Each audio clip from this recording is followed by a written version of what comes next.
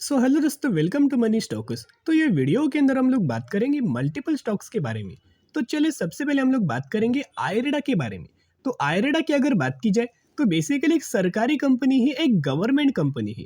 And लगातार दोस्तों इस कंपनी के अंदर अपर सर्किट पर अपर सर्किट लग रहा है। आज के दिन का भी परफॉर्मेंस देखोगे तो 20% का अपर सर्किट हमें कंपनी के अंदर लग चुका है। एंड 102 रुपये के आसपास हमें आयरेडा की क्लोजिंग नजर आ रही है।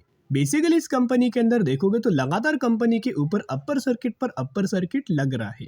दिन के अंदर तो अगर आप ट्रेडिंग सेशन के अंदर देखोगे तो हमें ओपन नजर आया हुआ था, लेकिन उसके बाद क्लोजिंग होते होते, मार्केट क्लोज होते होते कंपनी के अंदर फिर अपर सर्किट हमें लग चुका है। बेसिकली इसके इश्यू प्राइस से अगर आप कंपेयर करके करंट प्राइस अगर आप देखोगे तो ऑलमोस्ट 200% तक का रिटर्न शेयर होल्डर्स को कंपनी ने दिया हुआ है। जिन लोगों को आईपीओ के अंदर इसके शेयर्स हमें अलॉट हुआ है ना, उन लोगों को 200% तक का रिटर्न्स ये कंपनी ने प्रोवाइड करके दिया गया है।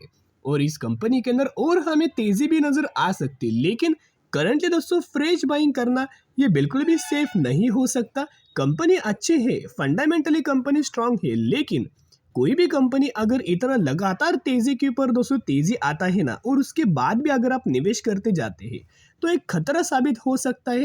एक बिग अलर्ट मैं आपके साथ शेयर करना चाहूंगा, करंटली फ्रेश बाइंग इस कंपनी के अंदर बिल्कुल मत करना। अभी जो इस कंपनी के अंदर लगातार दोस्तों तेजी के ऊपर तेजी जो हमें नजर आ रही है ना, तो उसके पीछे का रीजन मैं आपके साथ शेयर करूंगा। उससे पहले 5 दिनों का परफॉर्मेंस अगर आप कंपेयर करके देखोगे तो 60 रुपए की कंपनी के अंदर धीरे धीरे करके तेजी के ऊपर तेजी, रैली के ऊपर रैली हमें नजर लगातार आ रही है।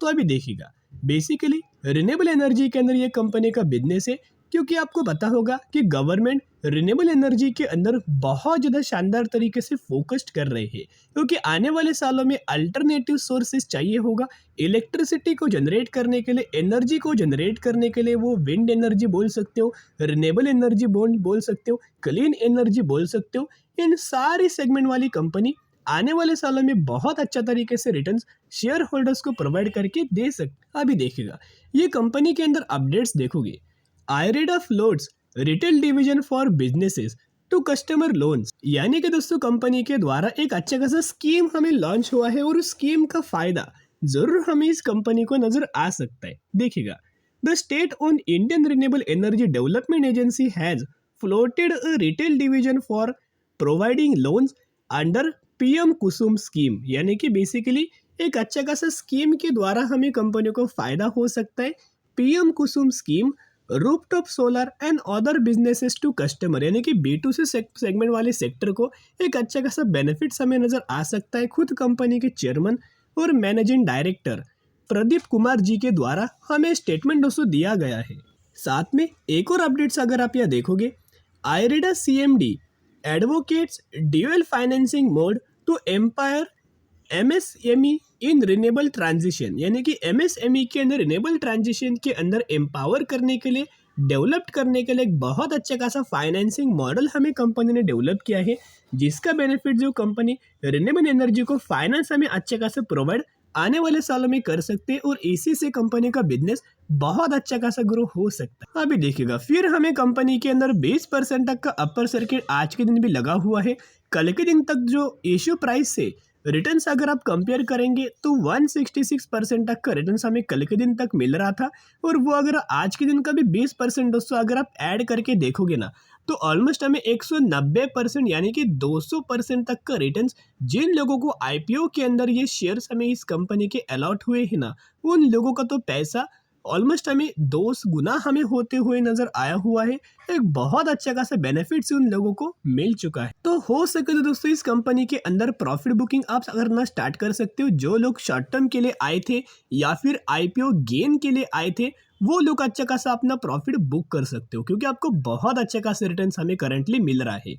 यानी कि जो लोग लंबे समय के अंदर होल्ड करना चाहते हैं रिन्यूएबल एनर्जी को देख के, फिर भी दोस्तों कोई प्रॉब्लम नहीं है। एक सरकारी कंपनी है और रिन्यूएबल एनर्जी के अंदर काम करता है, इसका और हमें शानदार तरीके से बेनिफिट्स लॉन्ग टर्म में आपको भी मिल सकता है।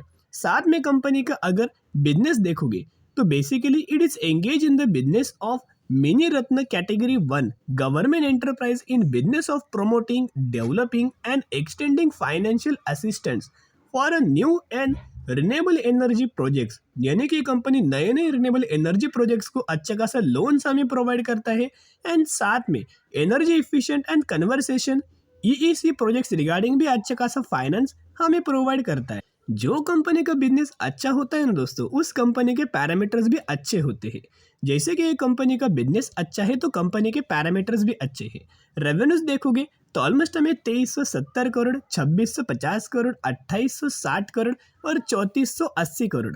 एंड साथ में ये कंपनी का अगर आप नेट प्रॉफिट देखोगे तो ऑलमोस्ट 215 करोड़, 350 करोड़, 650 करोड़ और 900 करोड़। यानी कि इस कंपनी के जो पैरामीटर्स है वो भी अच्छे खासे नजर आ रहे हैं। साथ में इनका अगर आप शेयर होल्डिंग पैटर्न्स देखोगे तो प्रमोटर्स के पास तो 75% की होल्डिंग है, एफ ऑलमोस्ट 4% होल्ड कर रहे हैं, डीएस के पास 8.5% की होल्डिंग है और पब्लिक के पास तो 13% की होल्डिंग हमें नजर आ रही है।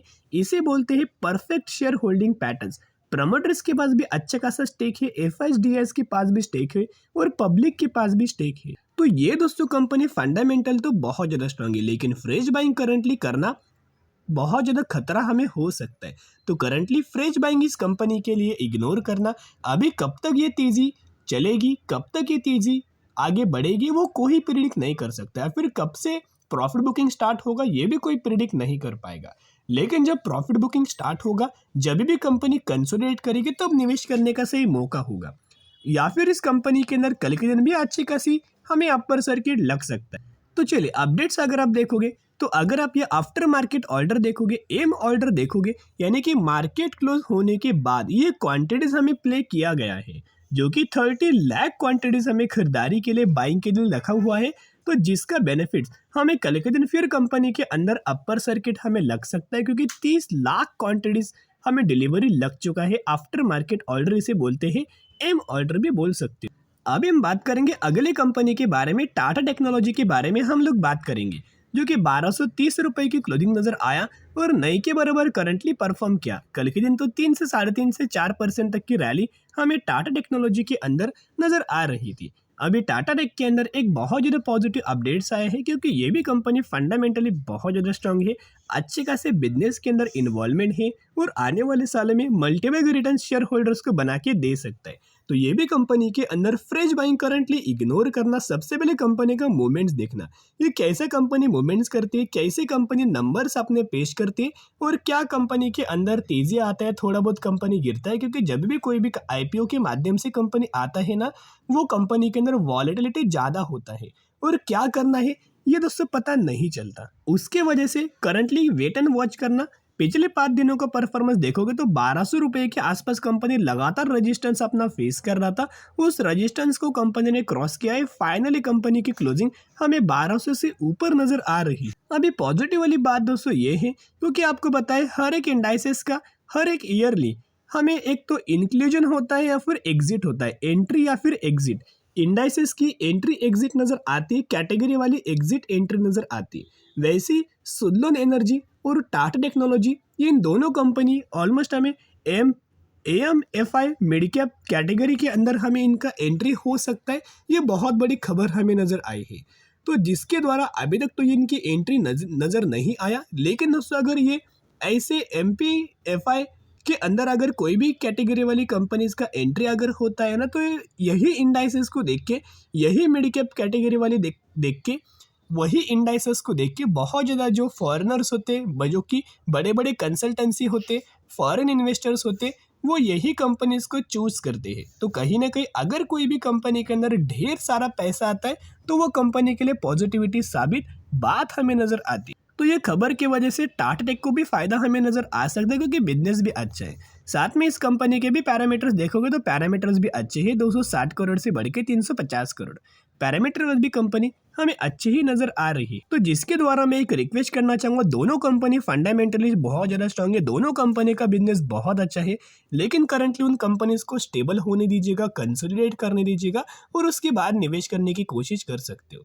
तो चलो दोस्तों, अगर आपको ये वीडियो पसंद आया होगा तो ज़रूर वीडियो को लाइक और चैनल को सब्सक्राइब कर सकते हो। फिर मिलेंगे, बाय।